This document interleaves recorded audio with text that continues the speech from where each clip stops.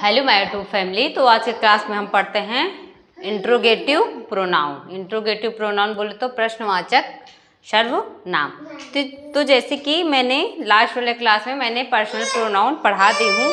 Pronoun कितने प्रकार के होते हैं? 9 प्रकार के होते हैं। तो उसमें से जिसमें से पहला वाला मैंने पर्सनल प्रोनाउन मैंने पढ़ा दिया है। अब हम सेकेंड वाला पढ़ेंगे इंट्रोगेटिव प्रोनाउन। तो इंट्रोगेटिव प्रोनाउन होता क्या है, तो आज हम इसके बारे में जानते हैं। तो आप लोग से यही रिक्वेस्ट है कि आप लोग हमारे क्लास में ऐसे बने रहिए और स्टार्टिंग से लेकर लास्ट तक देखेंगे, तभी आप लोग को समझ में आएगा। और प्लीज़ आप लोग भी मुझे सपोर्ट करिए, और कहीं भी आप लोग को कन्फ्यूजन हो तो आप लोग मुझे बता सकते हैं कि मतलब यहाँ पे समझ में नहीं आ रहा है, तो आप लोग कमेंट में बताइए, तो आपको और अच्छे से समझाने की कोशिश करूँगी।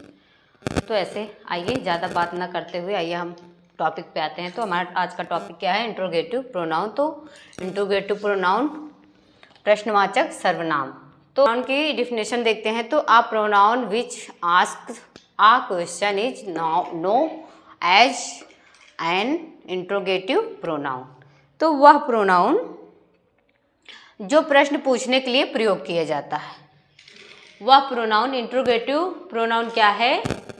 जो वह प्रोनाउन जो प्रश्न पूछने के लिए प्रयोग किया जाता है, उसे हम क्या कहेंगे?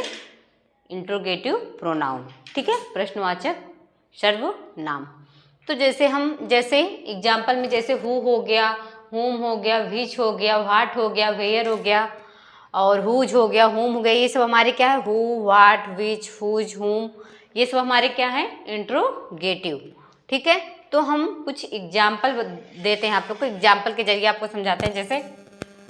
जैसे who was not president of America.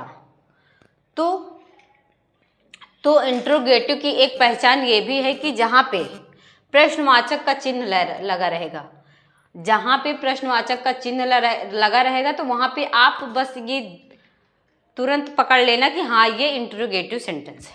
ठीक है, जहाँ आपको प्रश्नवाचक का चिन्ह दिखेगा तो वहाँ पे आप ये जान लेना कि ये हमारा क्या है? Interrogative pronoun. ठीक है, और जैसे क्या है? अमेरिका का राष्ट्रपति कौन नहीं था? तो क्या हुआ? Who was not president of America. ऐसे हु इज दिस, यह कौन है? ठीक, तो यहाँ पे इंट्रोगेटिव में हमारा क्या आता है? हु हो गया, और हु हो गया, हुम हो गया, व्हाट हो गया, ये सब हमारे क्या हैं? इंट्रोगेटिव हैं। तो वह कौन है? Who is this. तो कोई भी सेंटेंस हो, कोई भी ट्रांसलेशन, तो उसमें अगर इंट्रोगेटिव सेंटेंस है तो हमको प्रश्नवाचक का चिन्ह जरूर लगाना है, नहीं तो रॉन्ग। अगर आप ट्रांसलेशन कर लिया और प्रश्नवाचक का चिन्ह नहीं लगाए तो आपका ट्रांसलेशन गलत हो जाएगा। इतना इम्पॉर्टेंट है ये प्रश्नवाचक, मतलब इससे ये पहचान कराता है कि ये हमारा क्या है? इंट्रोगेटिव सेंटेंस है, इंट्रोगेटिव प्रोनाउन। तो जैसे whom डू यू लाइक, तो तुम किसे पसंद करते हो? तो whom हमारा क्या हो गया? इंट्रोगेटिव। ठीक, व्हाट डज सी वांट, प्रश्नवाचक। वह क्या चाहती है? तो व्हाट हमारा क्या है? इंट्रोगेटिव। इसी से पहचान, तो व्हाट, कब, क्यों, कहाँ, कैसे, ये सब आएगा तो हमारा क्या होगा? इंट्रोगेटिव सेंटेंस होगा, इंट्रोगेटिव प्रोनाउन। तो जैसे आपका नाम क्या है? What is your name. ठीक, विच इज योर बुक, तुम्हारी पुस्तक कौन सी। तो जैसे कि मैंने बताया कि हुम, व्हाट, विच, ये सब रहेंगे हमारे, तो हमारा क्या, कौन सा सेंटेंस हो? तो हमारा इंट्रोगेटिव प्रोनाउन। ठीक है, प्रश्नवाचक सर्वनाम। तो जैसे which is the tallest building in the world, विश्व में सबसे ऊंची इमारत कौन सी है? तो विच हमारा क्या है? इंट्रोगेटिव प्रोनाउन है। तो हुज इज दिस टेबल, यह मेज किसकी है? तो हुज हमारा क्या है? Interrogative pronoun. तो इसमें कुछ नोट है, मतलब जैसे हमको हु का प्रयोग कब करना पड़ता है, हुम का प्रयोग कब करेंगे, हु का प्रयोग हम कब करेंगे, व्हाट का प्रयोग कब। मेरा बेटा मुझे इतना परेशान करता है, क्या बताएं। जब मुझसे ज़्यादा तो उसी की आवाज़ आती होगी। अब इसके लिए मैं क्या ही बोलूं, बच्चा है, उसका जब मन करेगा, जब मूड करेगा तब वो बोलेगा, जब मन करेगा तब शांत रहेगा। इसके लिए आप लोग से अब क्या ही बोलूं। तो आइए हम देखते हैं, जैसे हु हो गया, होम हो गया, व्हाट हो गया, विच हो गया, हुज हो गया। तो इसका प्रयोग हम कब कब करते हैं और कैसे, मतलब कहाँ कहाँ। जैसे हु का प्रयोग व्यक्तियों के लिए होता है। हु का प्रयोग किसके लिए होता है? व्यक्तियों के लिए होता है। इसे नॉमिनेटिव केस में प्रयोग करते हैं। किस में करते हैं हम?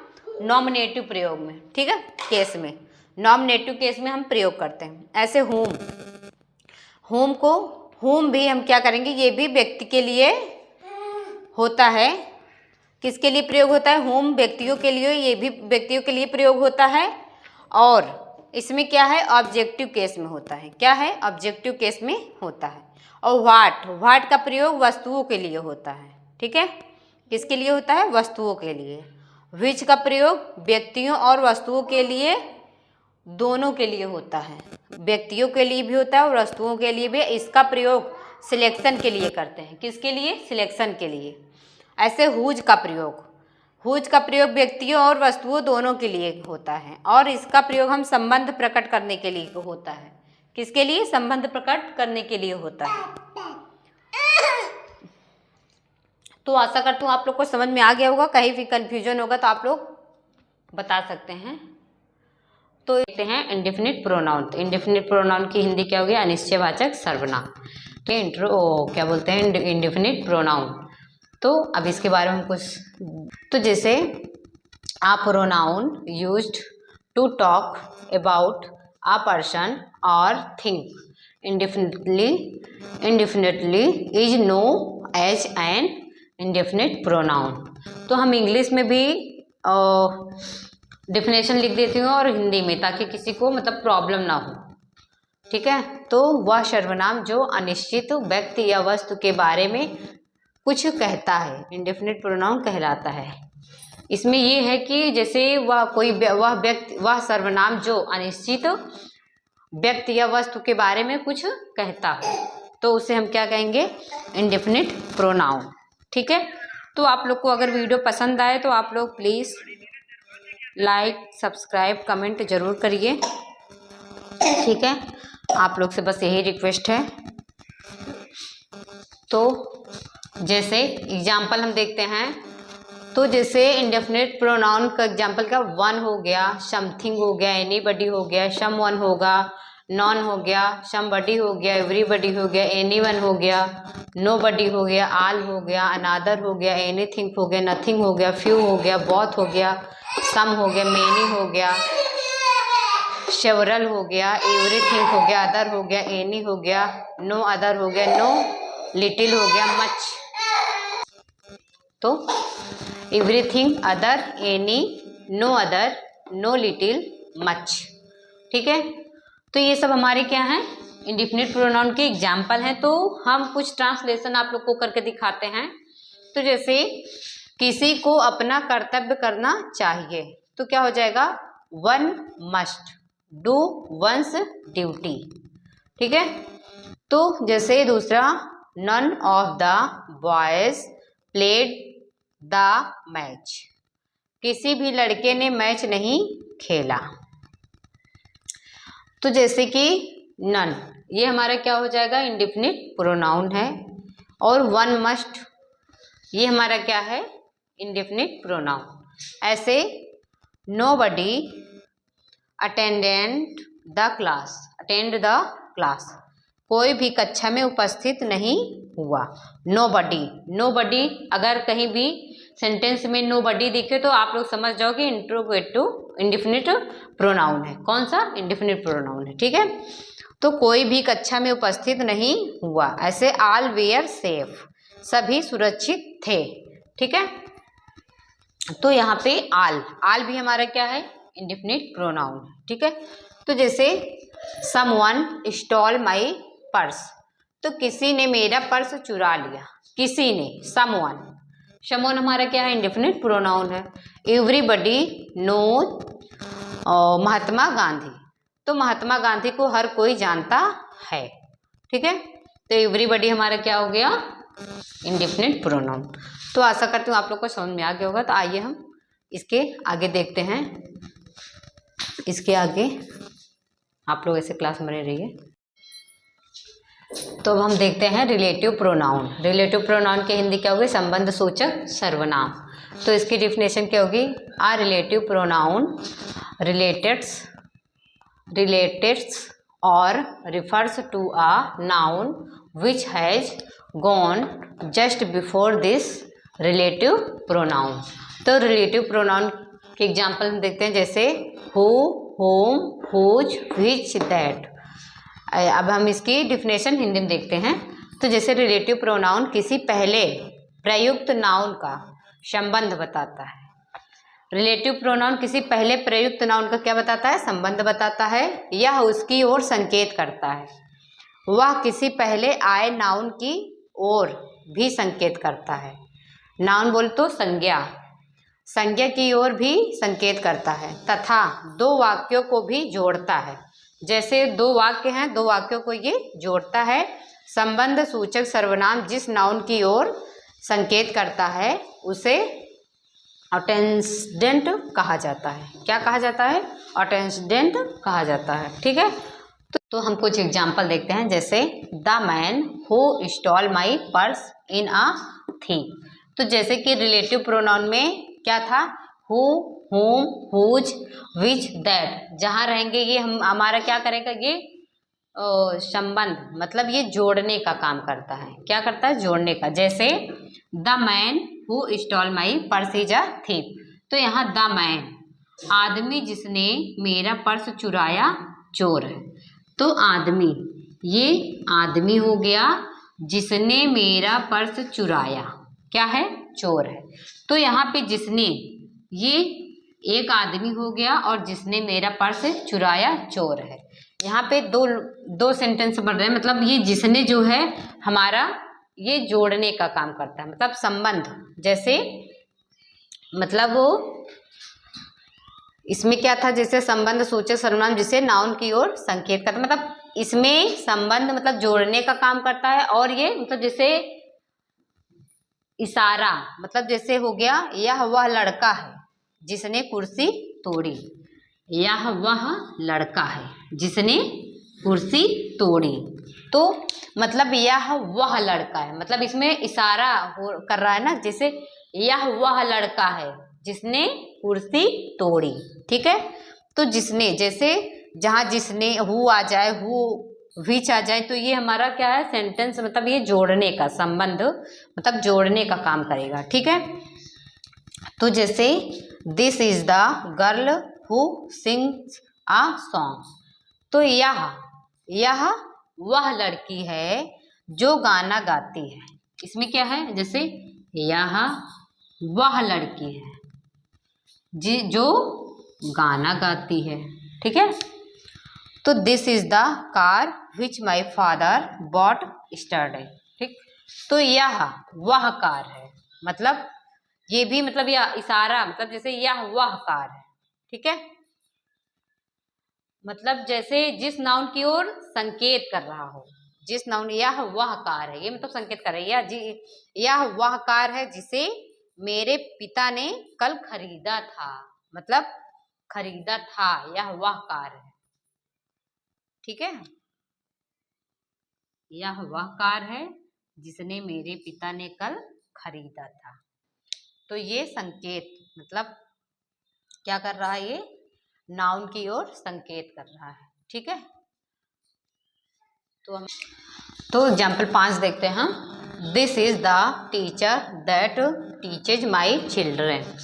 तो यह वह शिक्षक है जो मेरे बच्चों को पढ़ाता है। तो क्या है यहाँ पे, जो हमारा क्या है, ये रिलेटिव प्रोनाउन।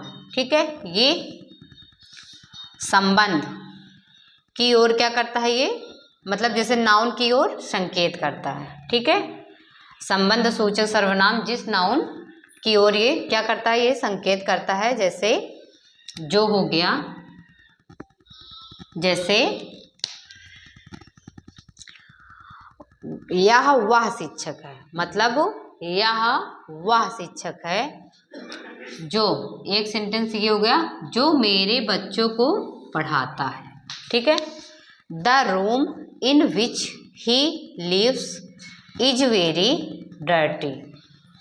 ठीक।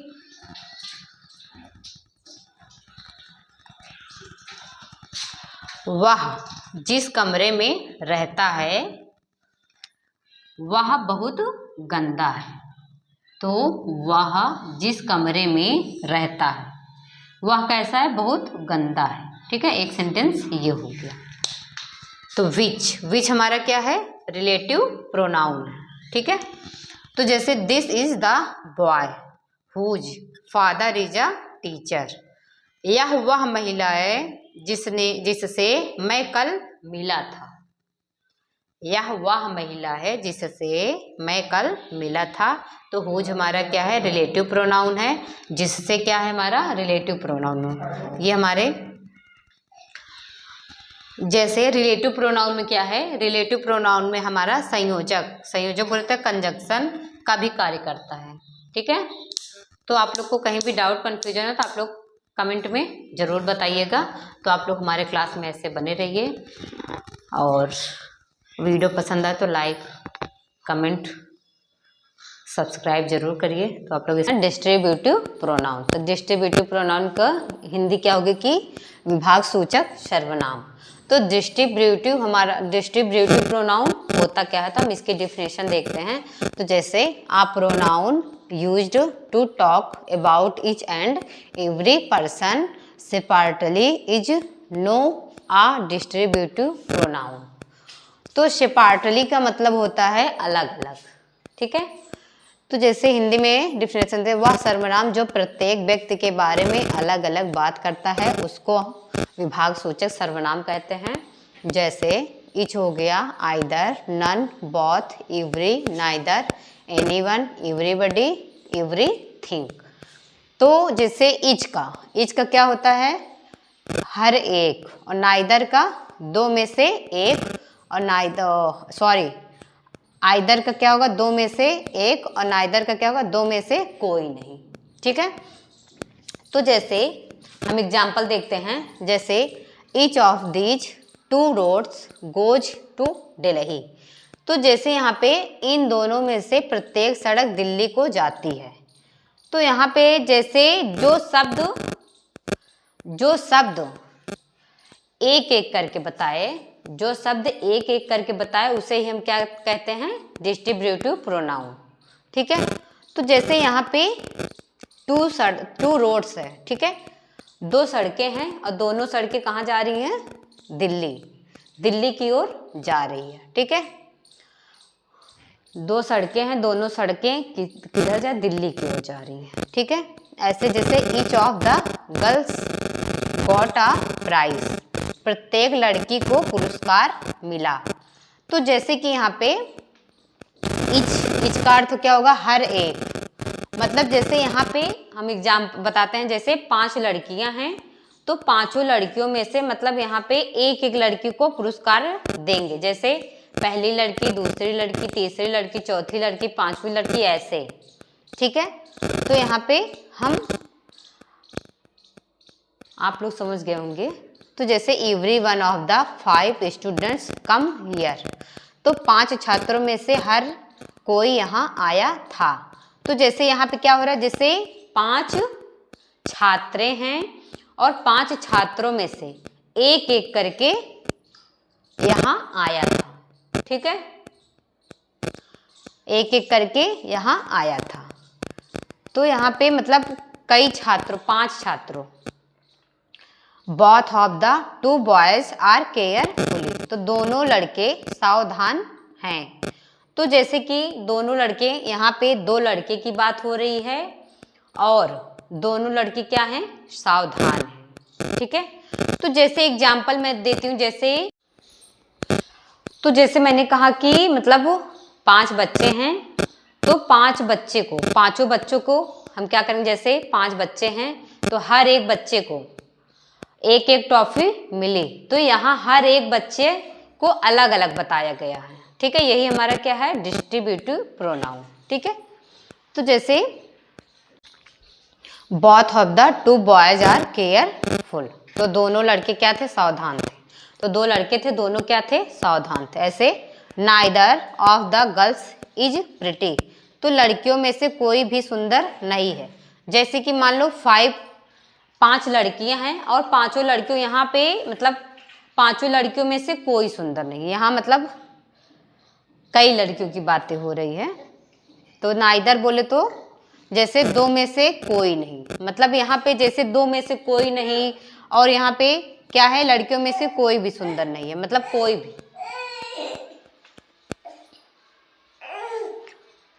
ऐसे none should hate the poor, किसी को भी गरीबों से नफरत नहीं करनी चाहिए। यहाँ पे either of us can do it, हम में से कोई भी यह कर सकता है। मतलब जैसे आइदर बोले तो जैसे 2 में से 1, ठीक है, हम में से कोई भी यह कर सकता है। जैसे हमको कार ड्राइव करना है तो वहाँ पे क्या है, 2 में से 1 कोई एक कार चला सकता है, मतलब आइदर मतलब 2 में से कोई एक कार चला सकता है। ऐसे ही हम में से कोई भी यह कर सकता है, मतलब जैसे दो बच्चे हैं, दोनों में से मतलब कोई एक कर सकता है। तो आशा करती हूँ आप लोग को समझ में आया। जहाँ कहीं भी समझ में नहीं आया आप लोग कमेंट में ज़रूर बताएं। देखते हैं डेमोन्स्ट्रेटिव प्रोनाउन, तो देखते हैं डेमोन्स्ट्रेटिव प्रोनाउन। तो डेमोन्स्ट्रेटिव प्रोनाउन की हिंदी क्या होगी, संकेतवाचक सर्वनाम। तो इसकी हम डिफिनेशन देखते हैं। तो जैसे a pronoun used to point out the person और thing we talk about it know as a demonstrative pronoun. तो इसका फॉर एग्जाम्पल देखते हैं, मतलब दिस डेमोन्स्ट्रेटिव प्रोनाउन में क्या है, दिस एग्जाम्पल क्या है, दिस दैट दिस दोज सच। तो जैसे कि हिंदी में हम डिफिनेशन देखते हैं, तो जैसे कुछ लोग की हिंदी समझ में नहीं आती है, कुछ लोग को इंग्लिश समझ में आती है, और कुछ लोग की इंग्लिश समझ में नहीं आती हिंदी, तो मैंने दोनों का डिफिनेशन मैं लिख देती हूँ ताकि किसी को प्रॉब्लम ना हो पढ़ने में। तो जैसे वे प्रोनाउन जो किसी व्यक्ति या वस्तु की ओर संकेत करने के लिए प्रयुक्त होते हैं संकेतवाचक सर्वनाम कहलाते हैं।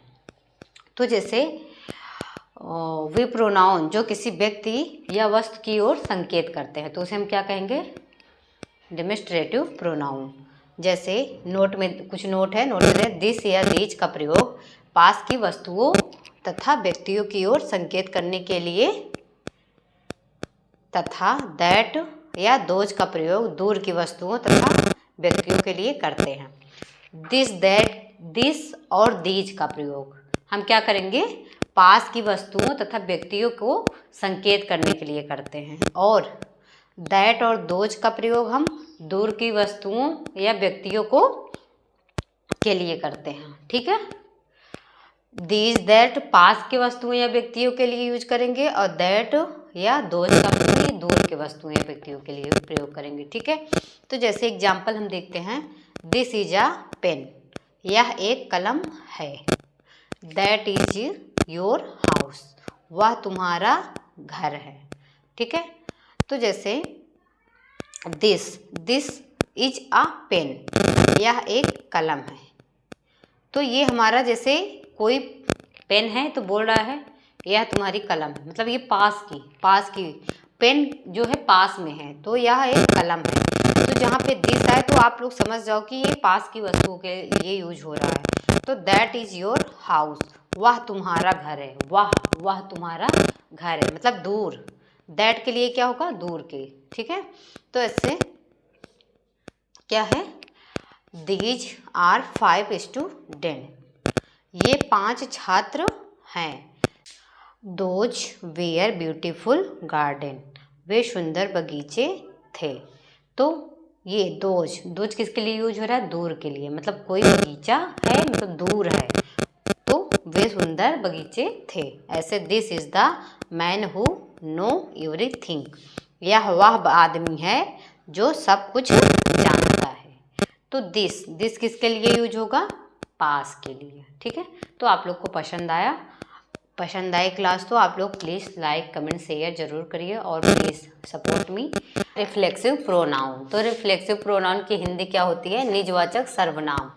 तो इसकी हम डेफिनेशन देखते हैं। जैसे मेरे क्लास में स्टार्टिंग से लास्ट तक आप लोग देखेंगे तभी समझ में आएगा, और जो नया हो वो मेरे चैनल को सब्सक्राइब कर ले। और इस प्रोनाउन की डेफिनेशन देखते हैं। तो क्या है? A pronoun used with self और selves to reflect the action of the subject is known as reflexive pronoun. तो मैंने हिंदी और इंग्लिश में दोनों डेफिनेशन लिख देती हूँ ताकि किसी को प्रॉब्लम ना हो पढ़ने में। जिसको इंग्लिश आती है वो इंग्लिश देख ले, जिसको हिंदी आती है वो हिंदी देख ले। ठीक है। तो जैसे वे प्रोनाउन जिनमें सेल्फ से या सेल्व्स जुड़ा हो उनका सब्जेक्ट प्रयोग के ऊपर कार्य का प्रभाव प्रकट करता है, रिफ्लेक्सिव प्रोनाउन कहलाता है। जैसे कर्ता द्वारा किए गए कार्य का प्रभाव कर्ता पर ही पड़ता है। मतलब कर्ता द्वारा किए गए कार्य का प्रभाव कर्ता पर ही पड़ता है। तो जैसे एग्जाम्पल हम देखते हैं। तो रिफ्लेक्सिव प्रोनाउन की जैसे माई सेल्फ हो गया, आवर सेल्फ हो गया, योर सेल्फ हो गया, योर सेल्फ हो गया। ठीक है। ऐसे हिम सेल्फ हो गया, हर सेल्फ हो गया, इट सेल्फ हो गया, देम सेल्फ्स। तो ये सब रिफ्लेक्सिव प्रोनाउन के एग्जाम्पल हैं। तो कुछ ट्रांसलेशन हम करके आपको दिखाते हैं। तो जैसे the men hid themselves, पुरुषों ने खुद को छुपाया। तो देम सेल्फ्स ये हमारा क्या है? Reflexive pronoun. तो जैसे the old woman hanged her self, बुढ़िया ने फांसी लगा ली। तो हर सेल्फ हमारा क्या है? Reflexive pronoun. तो if you do so you will hurt yourself. तो योर सेल्फ हमारा क्या है? ये हमारा रिफ्लेक्सिव प्रोनाउन है। तो अगर आप ऐसा करते हैं तो आप खुद को चोट पहुंचाएंगे। ठीक है। तो I covered my self with a blanket. तो यहाँ पे माई सेल्फ हमारा क्या है? रिफ्लेक्सिव प्रोनाउन है। तो मैंने अपने आप को एक कंबल से ढक लिया। ठीक है। जैसे ही वॉश्ड हिम सेल्फ हमारा क्या है? रिफ्लेक्सिव प्रोनाउन है। तो उसने खुद को धोया। तो इसमें कुछ नोट है, तो नोट भी पढ़ना बहुत इम्पॉर्टेंट है। तो हम लोग जब तक स्टार्टिंग से लास्ट तक नहीं पढ़ेंगे तो हमको किसी के बारे में पूरी जानकारी नहीं होगी। ठीक है। तो जब तक एक एक टॉपिक जब हम देखेंगे तभी हमको उसके बारे में सारी जानकारी होगी। तो नोट हम देखते हैं। तो पहला क्या है? रिफ्लेक्सिव प्रोनाउन का प्रयोग ऑब्जेक्ट के रूप में कुछ क्रियाओं जैसे hide, hurt, enjoy, avail, apply, absent, present के बाद किया जाता है। ठीक है। रिफ्लेक्सिव प्रोनाउन का प्रयोग हम कहाँ? मतलब ऑब्जेक्ट के रूप में कुछ क्रियाओं, जैसे ऑब्जेक्ट के रूप में कुछ क्रियाओं के, जैसे हो गया हाइड, हर्ट हो गया, इंजॉय हो गया, अवेल हो गया, और अप्लाई, अब्सेंट, प्रेजेंट के बाद हम करेंगे। ठीक है। तो रिफ्लेक्सिव दूसरा क्या है? रिफ्लेक्सिव प्रोनाउन इन क्रियाओं के बाद नहीं होता है। रिफ्लेक्सिव प्रोनाउन किसके बाद नहीं होता? मतलब क्रियाओं के किसके बाद नहीं होता है? तो हम देखते हैं। जैसे ड्रा हो गया, ड्रॉप हो गया, स्प्रेड हो गया, बिगिन हो गया, बेथ हो गया, कीप हो गया, रेस्ट हो गया, स्टॉप हो गया, ब्रेक हो गया। तो इसके बाद हम क्या करेंगे? तो क्या करेंगे? इस रिफ्लेक्सिव प्रोनाउन इन क्रियाओं के बाद नहीं होता है। जैसे जहाँ ड्रा रहेगा, कीप रहेगा, रेस्ट रहेगा, स्टॉप रहेगा और ब्रेक रहेगा, तो हम इस सबके मतलब क्रिया के बाद रिफ्लेक्सिव प्रोनाउन का यूज नहीं करेंगे। ठीक है। जैसे तीसरा देखते हैं। रिफ्लेक्सिव प्रोनाउन का प्रयोग सब्जेक्ट के रूप में नहीं होता। रिफ्लेक्सिव प्रोनाउन का प्रयोग हम क्या करेंगे? सब्जेक्ट के रूप में नहीं करेंगे। ठीक है। और चौथा देखते हैं। रिफ्लेक्सिव प्रोनाउन का प्रयोग प्रीपोजिशन के बाद भी होता है। रिफ्लेक्सिव प्रोनाउन का प्रयोग हम प्रीपोजिशन के बाद भी कर सकते हैं। ठीक है। तो एग्जाम्पल जैसे प्रीपोजिशन के बाद भी कर सकते हैं। तो इसका एग्जाम्पल देखते हैं चौथे नंबर का। तो they divided money among them self. ठीक है। तो अगर आप लोग को वीडियो पसंद आए तो आप लोग लाइक, कमेंट, शेयर, सब्सक्राइब जरूर करें।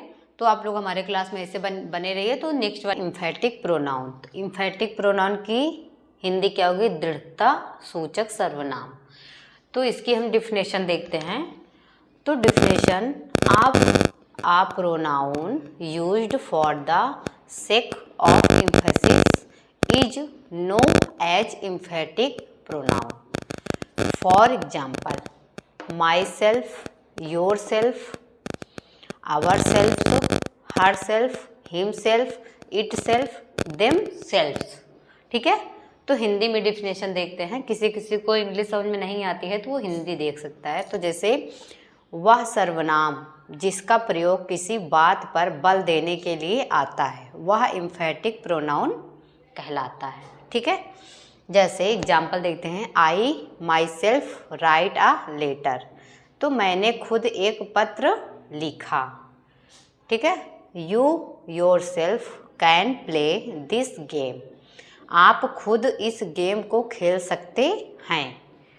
We ourselves met the president. हम खुद राष्ट्रपति से मिले। They themselves admitted their mistake. उन्होंने खुद अपनी गलती स्वीकार की। तो इम्फेटिक प्रोनाउन में क्या है? जब हम किसी बात पर बल देने के लिए, जब हम किसी बात पर बल देने के लिए किया जाए। ठीक है। सर्वनाम जिसका प्रयोग किसी बात पर बल देने के लिए आता है उसे हम क्या कहेंगे? Emphatic pronoun. तो अब हम देखते हैं रेसिप्रोकल प्रोनाउन। तो रेसिप्रोकल प्रोनाउन की हिंदी क्या होगी? परस्पर वाचक सर्वनाम। तो इसकी हम डिफिनेशन देखते हैं। तो